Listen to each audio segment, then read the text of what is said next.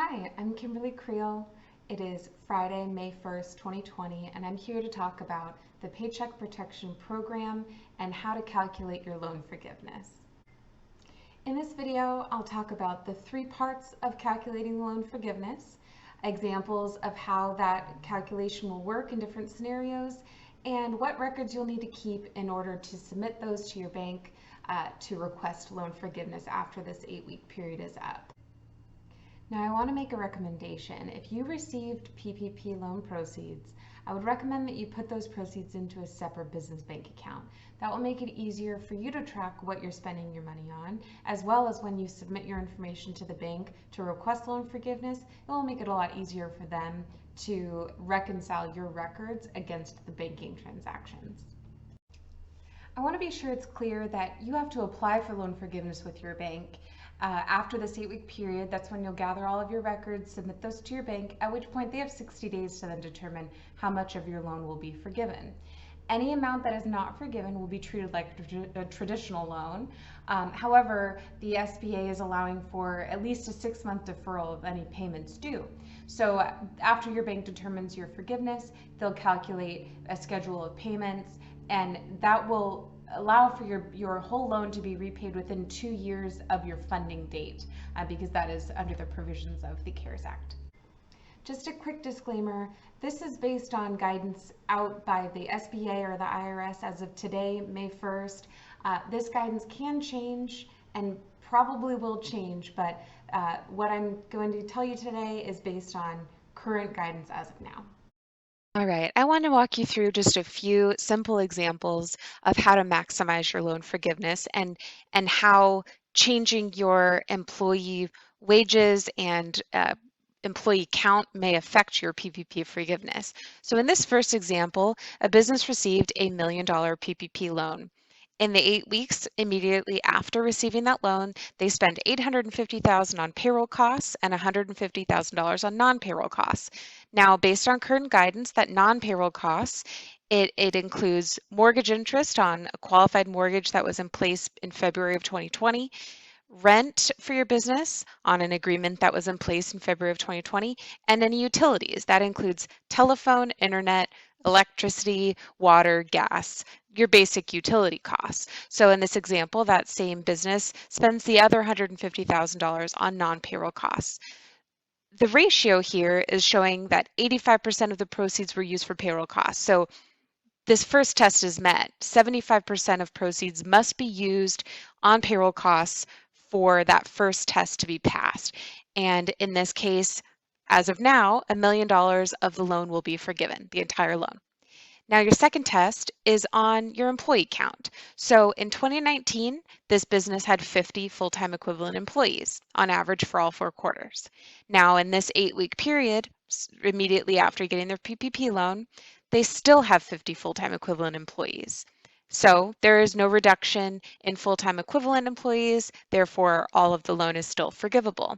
The third test here is if the employer decreases anyone's wages by more than 25%. Now, that only includes employees who earn less than $100,000 a year. In this example, all of the employees stayed at their exact same pay rate. There was no decrease in wages of more than 25%, so the entire loan is forgiven. Simple example, basically the business stayed on track with exactly how it was doing in 2019.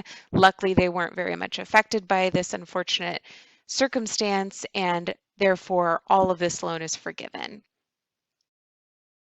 Now, the second example, it takes into account a business that might have not used 75% of their loan proceeds for payroll costs. So in this example, we'll use similar numbers. We have a PPP loan of $1 million. We get to this test number 1, where 75% of proceeds used on payroll costs? No, in this case, only 70% were used for that purpose. And there was $50,000 spent on non-payroll costs in excess of the 25% maximum. So in this case, we're going to reduce the forgivable loan by the $50,000 in excess of 25%. So After this first test, we have a $950,000 estimated forgivable loan. Now we get down to the full-time equivalent reduction. In this case, we're assuming the same employee count and the same employee wage pay. So in example number 2, $950,000 will be forgiven, and the only reduction is based on how much of the proceeds were used for payroll costs versus non-payroll costs. Now, in our third example here, we're looking at a smaller business who received a $70,000 PPP loan. And when we look at test number 1, we see that this business spent $47,000 on payroll costs in the 8-week period, which makes up only about 67% of the loan. So they do not meet the 75% test. And in this case, 17,500 would have been the 25% maximum, but they spent 23,000 on these costs. So there's a $5,500 reduction in their forgivable portion of the loan. Now, when we get down to the full-time equivalent test, we see a similar reduction. In 2019, this company had 8 full-time equivalent employees, and now in this 8-week period, they only have 6. They had to lay off a couple of employees, unfortunately. So we see a 25% reduction in full-time equivalent employees. Therefore, there's a 25% reduction of the original forgivable portion of the loan of 64,500. So we have now 48,375 as potentially forgivable. Now, in the third part of the test, we have wages that were decreased of more than 25%. I'm going to get into the examples of how that could be working. Have here are a couple of possibilities. We don't yet know how the SBA exactly wants us to compare payroll costs in order to determine any reduction of more than 25%. I am assuming that calculation 2 is the more logical approach, but again, I don't know yet. So the first possibility is annualizing pay. So we take the 6 employees that are still employed here for this business, we look at how much they're paid in this 8-week period, and we annualize that to assume what would their pay be over 12 months instead of just this 8 weeks. Now, based on guidance currently out there, the SBA wants the comparison to be on the most recent quarter that this employee was employed. So if we look at quarter 1 of 2020, for instance, we see Diane was paid 13,000, Sally was paid 14,000, and so on. Now that annualized is roughly the same amount of money. However, we see a pretty significant decrease in annualized pay that results in 29,500 of less payroll costs. Now, you can see here that Sally and Jim did not see a 25% reduction in their pay. So those figures are excluded as far as reducing the PPP loan forgiveness. However, Mark saw a big payroll cut. So if I were to assume that this were the calculation the SBA wants us to use, the amount that Mark was cut over 25% is $9,500. That would be the dollar for dollar reduction in your PPP loan forgiveness.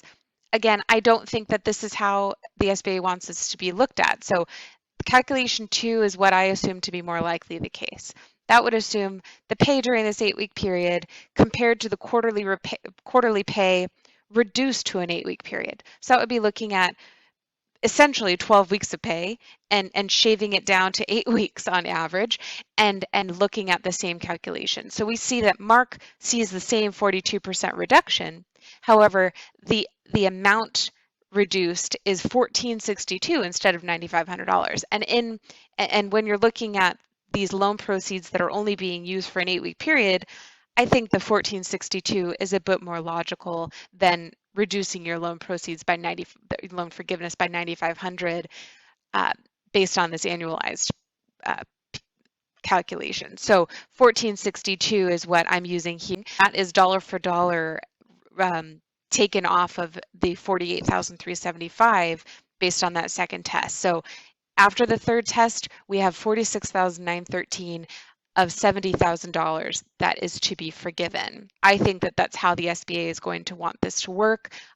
However, if I learn any additional guidance otherwise, I will let you all know. I hope that those examples were clear, and I also want to make a note. Current guidance does say that if you as a business owner restore your payroll and your employee count by June 30th, that should affect your loan forgiveness. I don't yet know how that will play into this 8-week period of time. If you're paying employees less and you have fewer employees in this 8-week period, but by June 30th, after your 8 weeks maybe is over, you restore that payroll, I don't yet know how they intend to work that into these calculations. The final thing I wanted to talk about is what kind of records you'll want to keep in order to supply to your bank once this 8-week period is over. First, you'll definitely want all payroll records. You'll need payroll transaction reports reflecting employee names, wage rates, and their total pay for this 8 weeks, and also the prior quarter to compare, as well as any canceled checks or ACH confirmation that would show mortgage interest payments, rents, utilities paid in this 8-week period of time. And that's why having a separate bank account would really make this easier, because you'll have a simple record of those transactions, and you can just simply supply those documents to your bank to confirm. Now, I wish you all the best of luck. I really hope that this was helpful. And if you have any questions at all, please don't hesitate to send me an email or give me a call. Thank you.